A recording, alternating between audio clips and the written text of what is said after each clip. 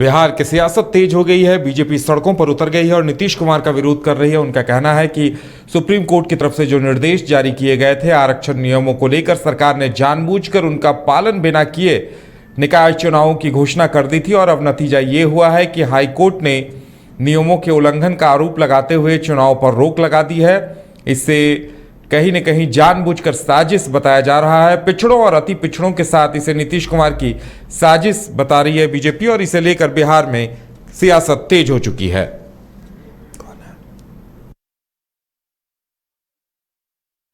और ज्यादा जानकारी के लिए इस वक्त पटना से हमारे साथ हमारे संवाददाता राजीव जुड़ चुके हैं। राजीव, ये निकाय चुनाव पर रोक के बाद बिहार की सियासत तेज हो चुकी है, क्या कुछ लगातार लगता है आने वाले दिनों में ये जो जिस तरह से आरोप प्रत्यारोप का दौर चल रहा है वो और तेज होगा? देखिए, निकाय का चुनाव एक बैठे बैठाए बीजेपी को मुद्दा मिल गया है और मुद्दा बड़ा मुद्दा मिल गया है। सरकार के द्वारा जिस तरीके से नगर निकाय का आरोप लगाया जा रहा है कि हड़बड़ी में नगर निकाय की तारीख तय कर दी गई है, सुप्रीम कोर्ट के नॉर्म्स फॉलो नहीं किए गए हैं और हाईकोर्ट का जो फैसला आ गया है कहीं ना कहीं सरकार को कटघरे में खड़ा कर रहा है। इस पर बीजेपी एकदम अपनी फ्रंट फुट पे खेल रही है और विरोध तमाम कर रही है। उनके जितने भी बड़े नेता हैं वो सत्ता पक्ष के मतलब विपक्ष में जो भी नेता बड़े हैं, जैसे विजय सिन्हा हो या संजय प्रदेश अध्यक्ष हो, तमाम लोग हैं। आज पुतला दहन किया गया नीतीश कुमार का, तो कहीं ना कहीं अति पिछड़े दिखाया जा रहा है कि जिस तरीके से अति पिछड़ों के लिए केवल बीजेपी ही ने और बीजेपी के जैसे सम्राट चौधरी ने कहा कि पिछड़े के अगर कोई भी अगर बात करता है या पिछड़े को अगर आरक्षण देने की बात करता है, केवल भाजपा ही देती है और कोई नहीं दिया है। मतलब ये भी कहा कि जब हम सरकार में थे एनडीए में, तब हमने रोस्टर के लिए निकाला था कि आरक्षण रोस्टर निकलेगा, लेकिन नीतीश कुमार ने उसको भी टाल दिया है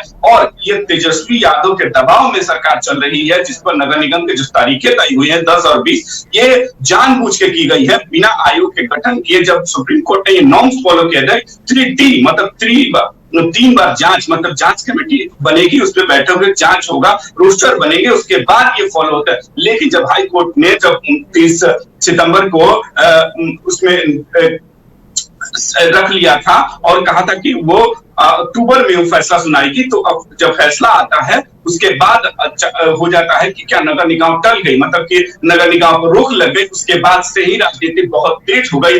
बीजेपी आरोप पे आरोप, और जहां जदयू कह रही है कि आयोग के कोई गठन की कोई जरूरत नहीं है, जब कल आपने देखा ही कि उपेंद्र कुशवाहा और ललन सिंह साहब कह रहे हैं कि बीजेपी राजनीति कर रही है, खटिया राजनीति कर रही है। मतलब कि दोनों तरफ से अब जान लीजिए कि राजनीति हो रही है। लेकिन एक बात साफ हो गई कि ये बैठा बैठा सरकार द्वारा एक मुद्दा दे देगा बीजेपी को और बीजेपी उसको पुनाने में लगी हुई है।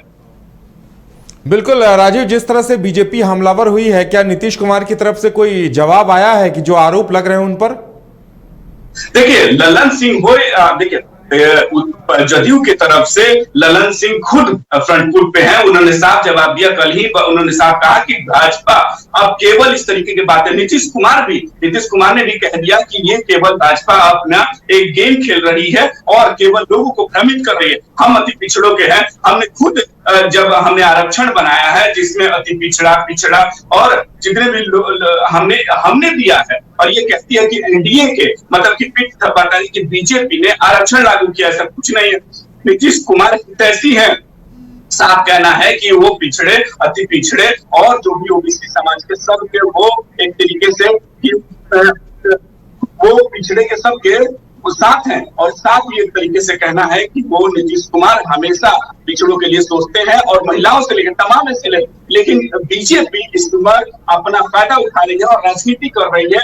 जदयू की तरफ से वही तेजस्वी यादव कह रहे हैं कि ये गेम है और गेम खेला जा रहा है केंद्र सरकार के द्वारा अपनी राजनीति चमकाने के लिए कि बीजेपी कैसे 2024 के लोकसभा और 2025 में विधानसभा की सीटें बढ़ा पाए। चलिए राजीव, तमाम जानकारी देने के लिए बहुत बहुत धन्यवाद। तो बिहार की सियासत लगता है इस बहाने तेज होती दिखाई दे रही है। बीजेपी कार्यकर्ताओं ने नीतीश कुमार का पुतला फूंक डाला है और लगातार सरकार पर हमलावर हैं। देखने वाली बात यह होगी कि आने वाले दिनों में इसका क्या कुछ असर दिखता है और जिन निकाय चुनावों पर रोक लगाई गई है उन्हें लेकर सरकार क्या डिसीजन लेती है, आगे क्या कुछ हाईकोर्ट को बताती है।